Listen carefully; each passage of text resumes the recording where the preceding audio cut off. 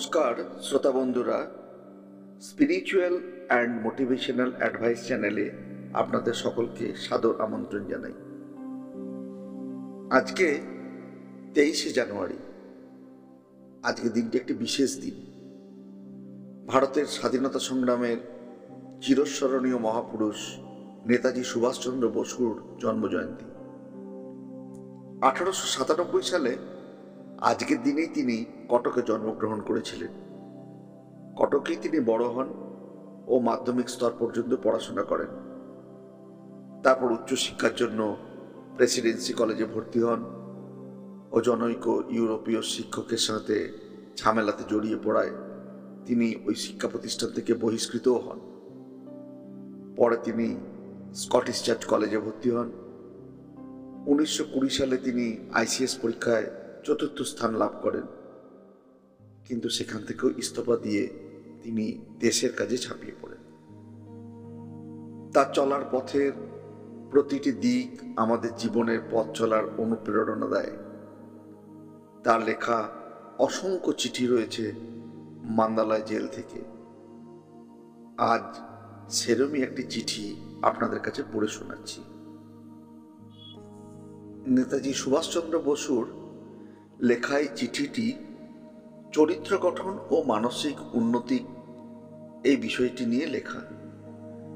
দক্ষিণ কলকাতার সেবক সমিতির অন্যতম কর্মী শ্রীমান হরিচরণ বাগচিকে তিনি এই চিঠিটি লিখেছিলেন। তারই কিছুটা অংশ আমি পড়ে শোনাচ্ছি। মান্দালয় জেল থেকে লিখছেন, তুমি যাহা লিখিয়াছ তাহা সত্য। খাঁটি কর্মীর অভাব বড় বেশি, তবে যেরূপ উপাদান জোগাড় হয় তাহা লইয়া কাজ করিতে হইবে। জীবন না দিলে যেমন জীবন পাওয়া যায় না, ভালোবাসা না দিলে যেমন প্রতিদানে ভালোবাসা পাওয়া যায় না, তেমনি নিজে মানুষ না হইলে মানুষ তৈরিও করা যায় না।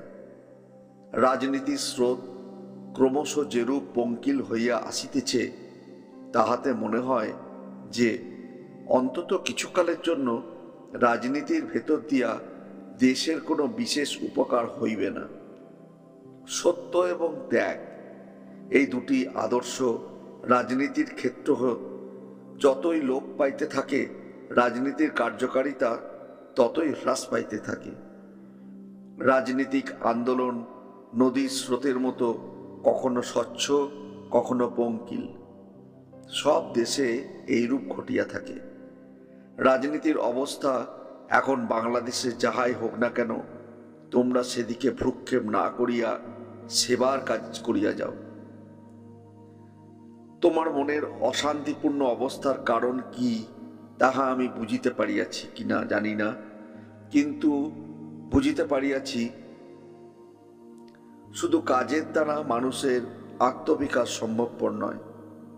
বাহ্য কাজের সঙ্গে সঙ্গে লেখাপড়া ও ধ্যান ধারণার প্রয়োজন। কাজের মধ্য দিয়া যেমন বাহিরের উচ্ছৃঙ্খলতা নষ্ট হইয়া যায় এবং মানুষ সংযত হয়, লেখাপড়া এবং ধ্যান ধারণার দ্বারা সেরূপ ইন্টারনাল ডিসিপ্লিন অর্থাৎ ভিতরের সংযম প্রতিষ্ঠিত হয়। ভেতরের সংযম না হইলে বাহিরের সংযম স্থায়ী হয় না। আর একটি কথা, নিয়মিত ব্যায়াম করিলে শরীরের যেরূপ উন্নতি হয়, তেমনি নিয়মিত সাধনা করিলেও সদ্বৃত্তির অনুশীলন ও রিপুর ধ্বংস হইয়া থাকে। সাধনার উদ্দেশ্য দুটি: রিপুর ধ্বংস, প্রধানত কাম, ভয় ও স্বার্থপরতা জয় করা, আর 2, ভালোবাসা, ভক্তি, ত্যাগ, বুদ্ধি প্রভৃতি গুণের বিকাশ সাধন করা। ভয় জয় করার উপায় শক্তি সাধনা। দুর্গা, কালী প্রভৃতি মূর্তি মুখ শক্তির রূপ বিশেষ। শক্তির যে কোনো রূপ মনে মনে কল্পনা করিয়া তাহার নিকট শক্তি প্রার্থনা করিলে এবং তাহার চরণে মনে দুর্বলতা ও মলিনতা বলিস্বরূপ প্রদান করিলে মানুষ শক্তি লাভ করিতে পারে।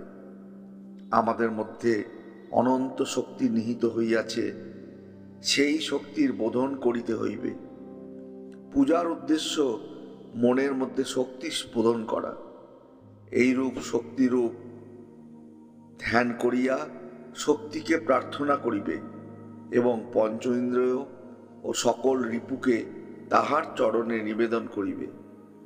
পঞ্চপ্রদীপ অর্থ পঞ্চ ইন্দ্রিয়। এই পঞ্চ ইন্দ্রিয়ের সাহায্যে মায়ের পুজো হইয়া থাকে। আমাদের চক্ষু আছে, তাই আমরা ধূপ কুকুল প্রভৃতি সুগন্ধ জিনিস দিয়া পূজা করি। বলির অর্থ রিপু বলি, কারণ ছাগই কামের রূপ বিশেষ। সাধনার একদিক রিপু ধ্বংস করা, অপর দিক সদ্বৃত্তির অনুশীলন করা।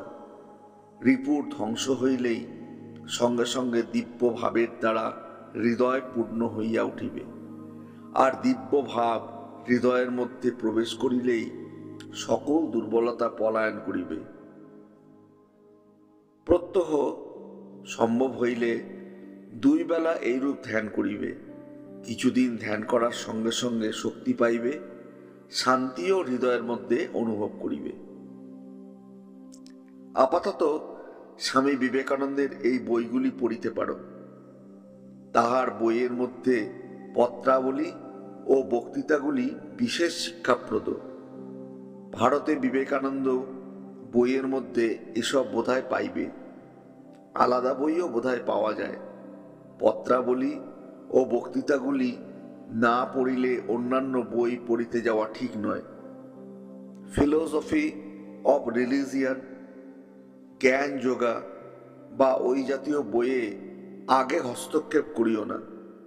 তারপর সঙ্গে সঙ্গে শ্রী রামকৃষ্ণ কথামৃত পড়িতে পারো। রবিবাবুর অনেক কবিতার মধ্যে খুব ইন্সপিরেশন পাওয়া যায়। DL রায়ের অনেক বই রয়েছে, যেমন মেবার পতন, দুর্গাদাস, যা পড়িলে বেশ শক্তি পাওয়া যায়। বঙ্কিমবাবুর ও রমেশ দত্তের ঐতিহাসিক উপন্যাসগুলিও খুব শিক্ষাপ্রদ। নবীন সেনের পলাশির যুদ্ধও পড়িতে পারো। শিখের বলিদানও বোধহয় কুমুদিনী বসু লিখিত, বেশ ভালো বই। ভিক্টর হুগোর লা মিজারেবল পড়িও, বোধহয় লাইব্রেরিতে আছে, খুব শিক্ষা পাইবে। তাড়াতাড়ি এত বেশি নাম দিতে পারিলাম না, আমি অবসর মতো চিন্তা করিয়া একটি তালিকা পাঠাইব। ইতি সুভাষচন্দ্র বসু। শ্রোতা বন্ধুরা, আজকে নেতাজির জন্মদিনে নেতাজির এই চিঠিটি আপনাদের কেমন লাগলো অতি অবশ্যই কমেন্ট বক্সে কমেন্ট করে জানাবেন এবং বন্ধুদের সঙ্গে শেয়ার করবেন। নেতাজির এই চিঠি নেতাজির বাণীর মতোই আমাদের কাছে। আগামী দিনে আবার নতুন কোনো বিষয় নিয়ে আপনাদের সঙ্গে মিলিত হব। চ্যানেলটি যদি সাবস্ক্রাইব করা না থাকে অতি অবশ্যই সাবস্ক্রাইব করে রাখবেন। ভালো থাকবেন সবাই।